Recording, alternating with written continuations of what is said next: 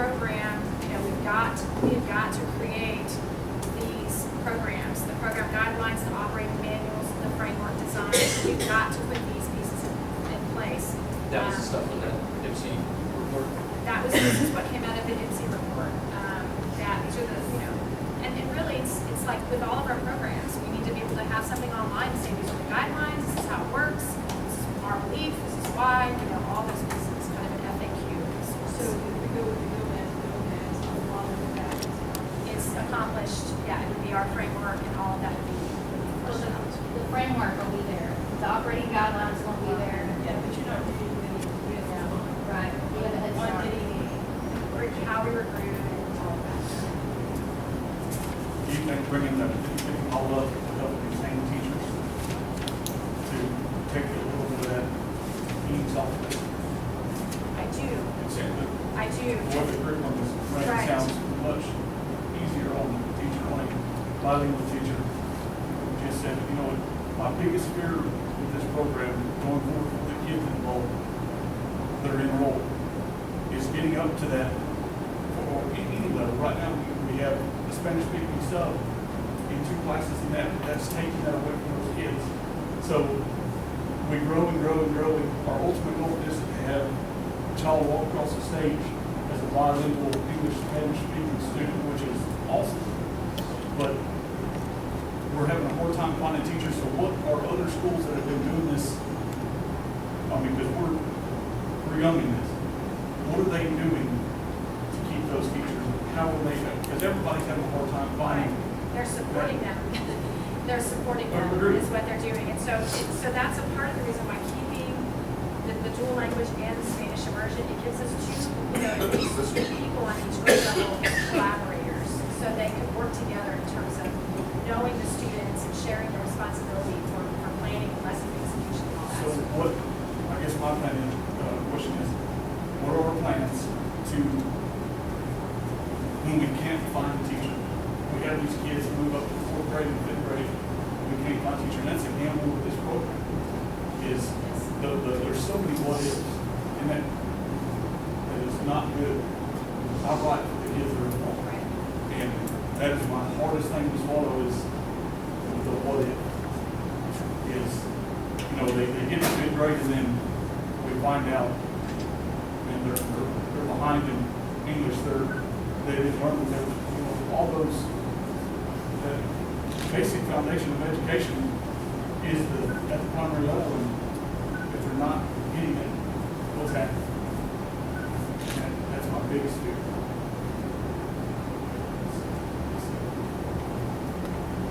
I think there's not really an answer to that, because, like you said, the questions, the what ifs, the discussion program like this, there's so many of them. I think what we were talking about with the kinder recruitment is we're trying to figure out which model is going to hedge our bets in the direction that's going to ensure the best possible chance in having every kid have the same teacher all year long who's certified for content and grade level and any special endorsement. And so with the 50-50 model, like Dr. Wood said, they have a partner across the grade level, they have some support. And I will submit to you that the 3rd, 4th, and 5th grade levels, those intermediate levels, are the hardest. So the higher up we go, the harder it's going to be to find those teachers. But the state does offer an exception. There's kind of a loophole. So your teacher's not certified bilingual, she's certified gen ed, but she speaks Spanish, she's working on it. There are certain things that we can do to buy a little time and make sure there's the same teacher in there all year. But there's no hard answer for can we ensure that every year we're going to have a teacher. All we can do is hedge our bets to give ourselves the best shot. And right now, just based on historical evidence, the 90-10 model with self-contained classrooms is extremely hard to consistently staff. I think we found that out. So hard way. So that's, I guess my question, there's a lot of folks that have been doing this for a long time, and they have very good build programs. Are we talking with them and asking them, what are y'all doing? Because obviously what we had going was not right. And we're here fixing it, and we've got to make those phone calls, talk to those people, and get this thing going.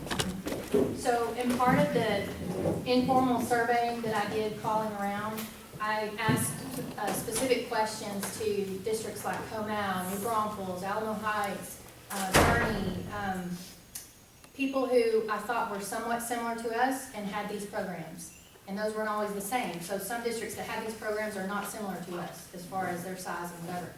But the majority of the feedback I got was they either have an instructional coach district-wide, or they have an instructional coach on each campus that's a dual language campus. So some districts that are larger, they have an identified campus as their dual language kind of pilot or dual language flagship, is what I'm trying to say. And so that was where their coach was dedicated. So the teacher support, we know salaries is something, it just is what it is. I mean, we are where we are with salaries, we'll do what we can. We can't compete with all the districts out there. People don't stay for money. I will tell you, people stay when they feel supported, and they feel like they can ask questions, and they feel like they can be successful.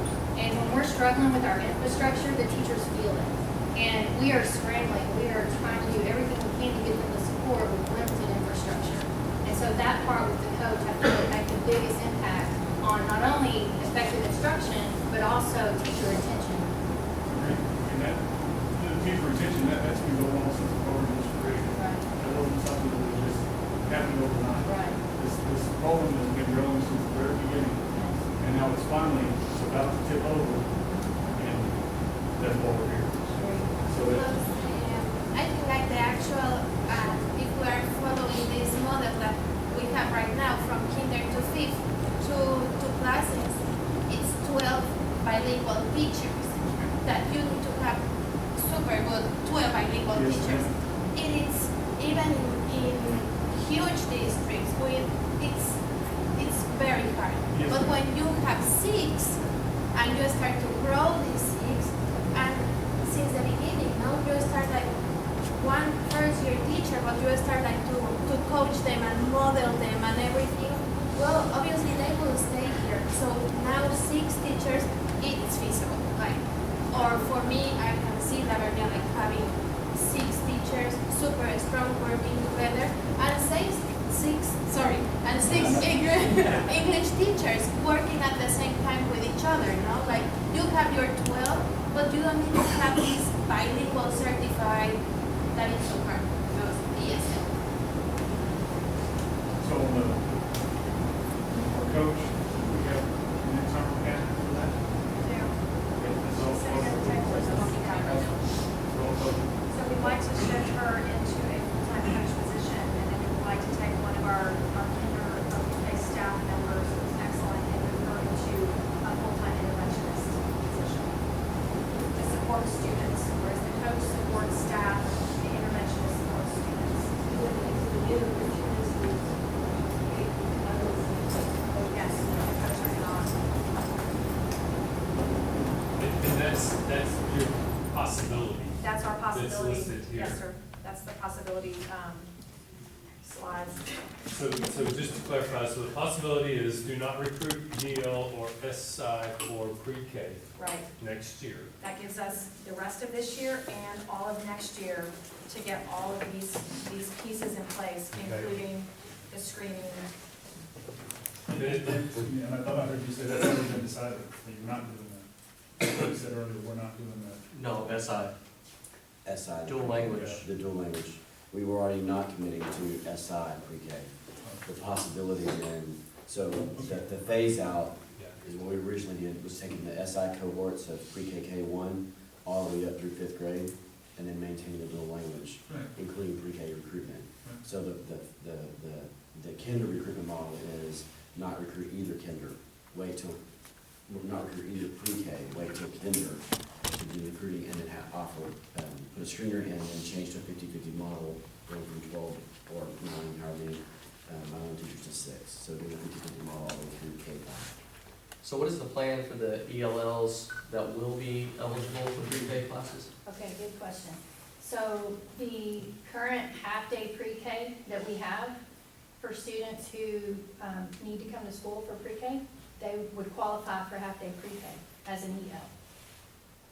What type of curriculum are they provided with as the ELL? You mean like How are language they being support? taught? Right, So You only are required to have the ESL certified teacher as that pre-K teacher. So it's an English-speaking teacher teaching in English all day, but with ESL certification, which means that they're teaching in a sort of sheltered environment where they give language support, but it's in English.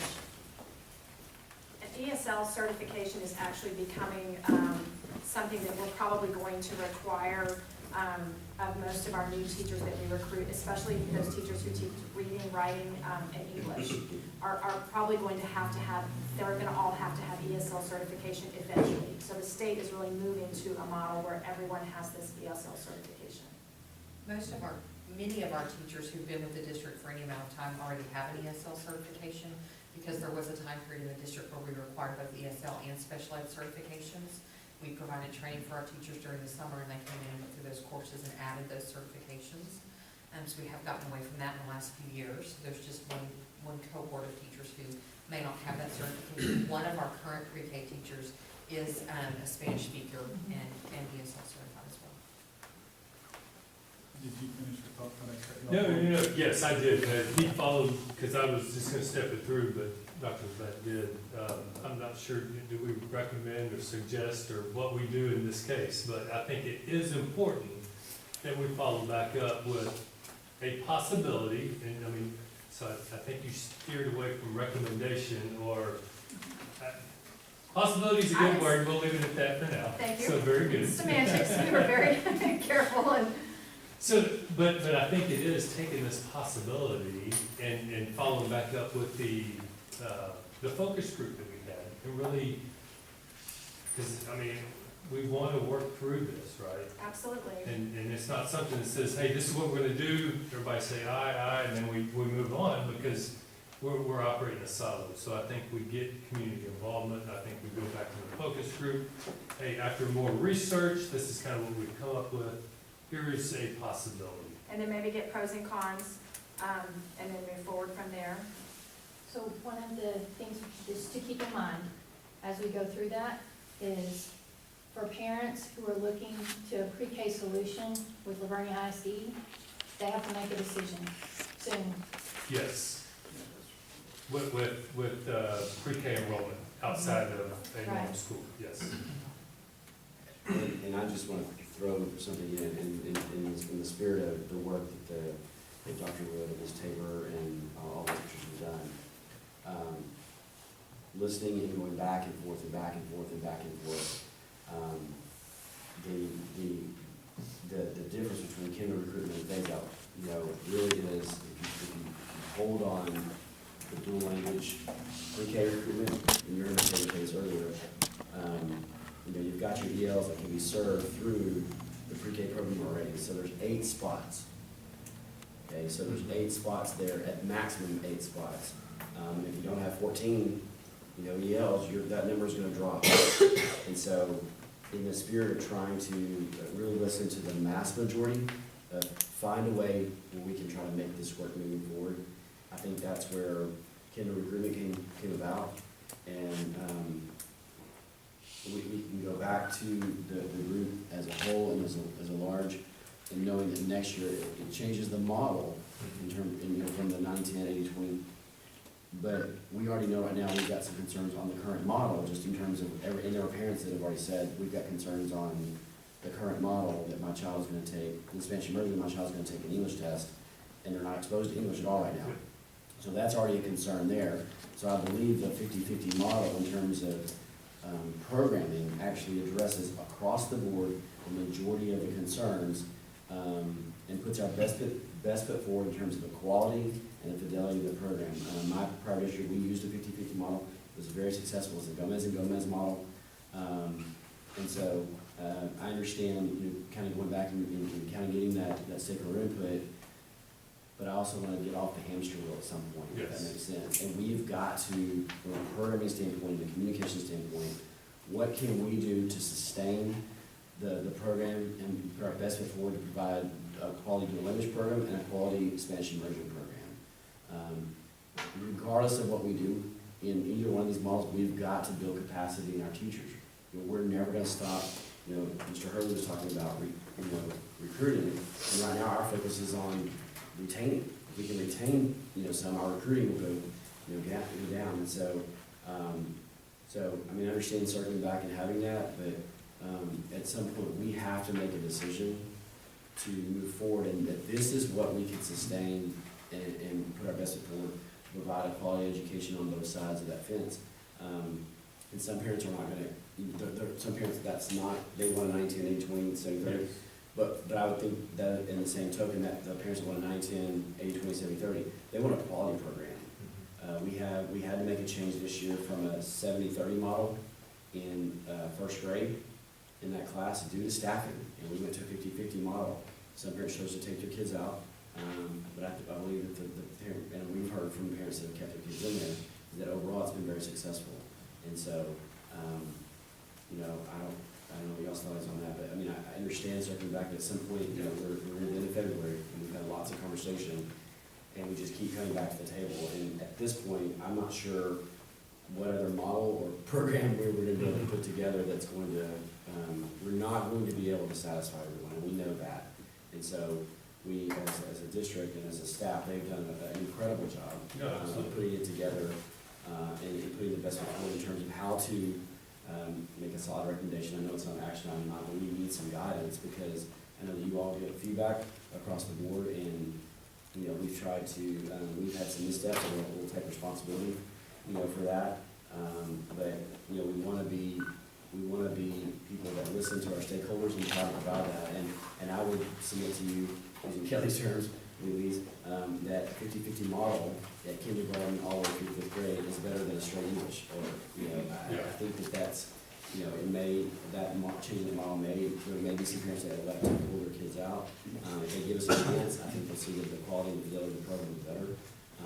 And some might like to get out, and I think there's going to be some that want to get in. And just to add, I think the possibility honors, our community clearly values this program model, and that allows us to honor something that our community feels very, very strongly about. And they spoke, and we listened, and I think that's a part of our obligation here. Yes. They spoke loud. We listened, So I would suggest, I think we're at a point to make a decision. I don't think we need to focus back again. I think the story is going to be the same, so I think based on the information we have, when it's on the agenda, we make a decision, we can, whatever is within our authority to decide. I'm not sure what that is or isn't. I would say, as far as community speaking Maui and all this kind of stuff, we need to remember that this is less than 5% of the student population that's being affected by this. Right? So, and if we say just the 5th grade population, I guess it's probably less than 10% of that. So the folks who are supporting it, who speak in Maui, is a very small group. That if we were to actually bring this in front of the whole community, saying here's a financial burden of doing this, blah, blah, blah, I don't know that it would be nearly as loud. Right? But again, good program, good stuff. I'm just saying the words that we use to describe it.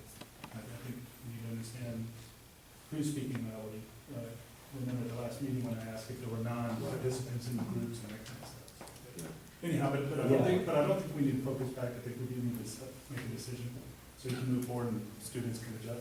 Parents can adjust. Yeah, and I think the work of the team, just kind of going back and getting beat up over again is really just trying to honor the work that was communicated up to 5 years ago, 4 years ago, 3 years ago. I mean, really trying to, in the spirit of none of us sitting at the table with you tonight, we're here when that happened, and so we're trying to really listen to that commitment and be mindful of what Dr. Wood said, and the community has spoken. And I know it's you talked to Mr. Barnett about being a small group, but they're passionate, and we've tried to, and we want to be able to provide quality, and we believe in the program.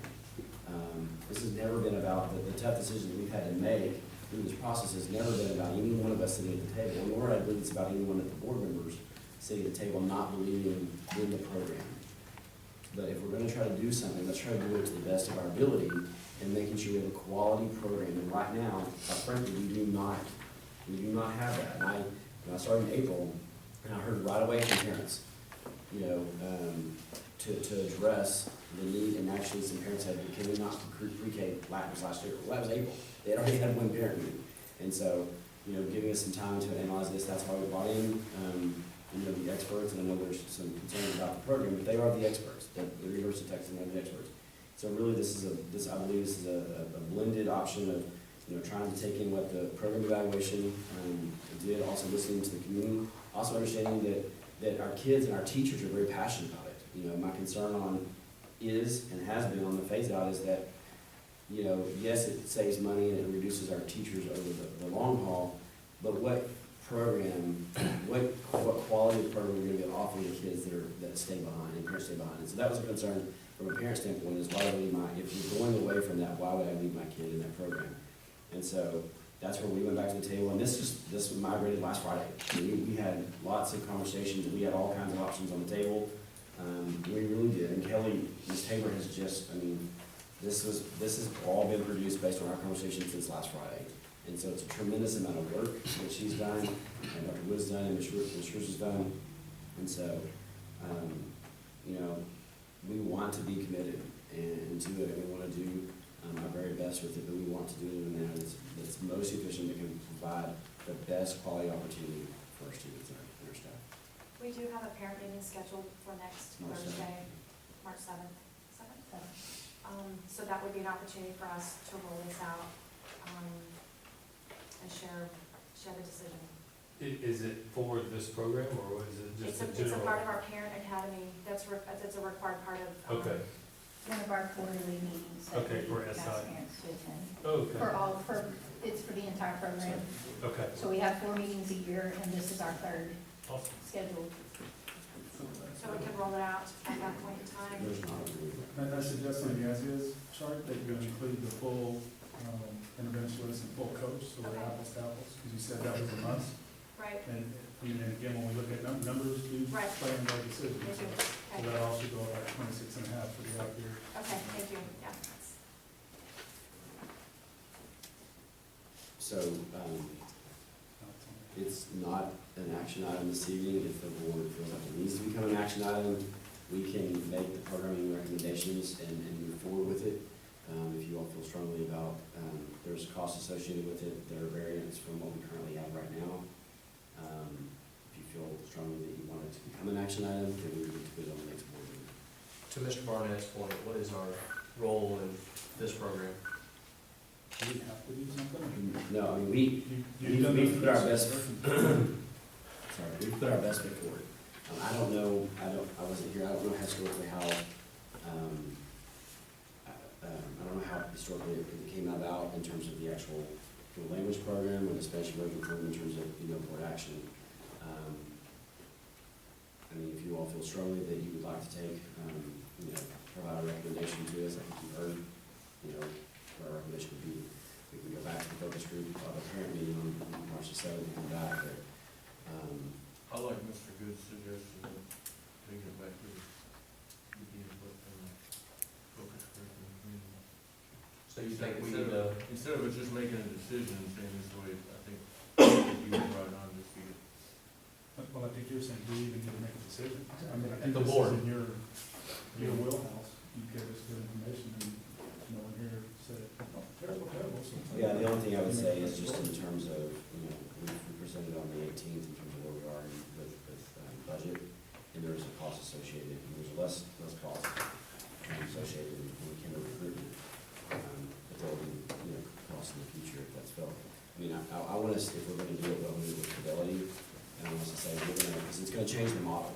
It would change the model to 50-50, and it would have us to have an instructor coach when we be teaching unit, or a personal unit, and so.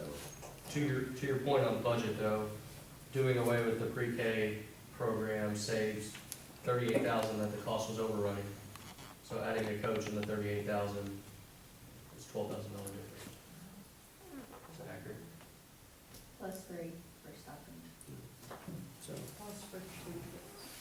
Plus fringe benefits. I'm with Mr. Barnett. You've done your homework, you've done a great job of reaching out to the community and understanding what the needs are and how to make this program better going forward. If we don't need to legally vote on it, there's no reason to bring it back, in my opinion. I mean, you would be voting on sustaining the program, and you'd be voting on some type of model which typically is an operational thing based on the experts, which that's not me, that's them. And so, I just know there's a lot of passion in the community, there's a lot of passion that you all have heard from. I just wanna make sure that, without having a consensus vote or, unanimous vote, I just wanna make sure that, the recommendations and the opportunities for us to move forward is we are allowed to move forward in the manner, that we see, based on the conversation, tonight. So I would, for me, if there's any reservations, concerns with any of this, I would like us to have the opportunity to hear that tonight, so that if we do move forward without board action, then we have opportunity to address those.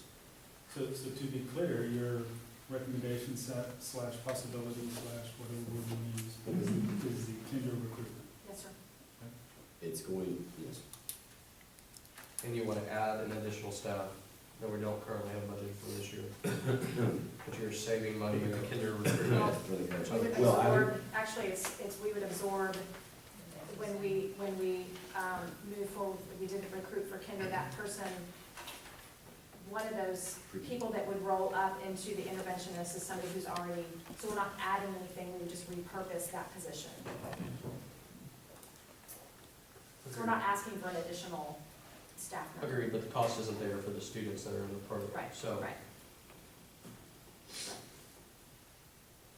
Yeah, I think y'all did a great job, and y'all are professionals, and that's what you're hired to do, so I trust y'all more than I trust myself.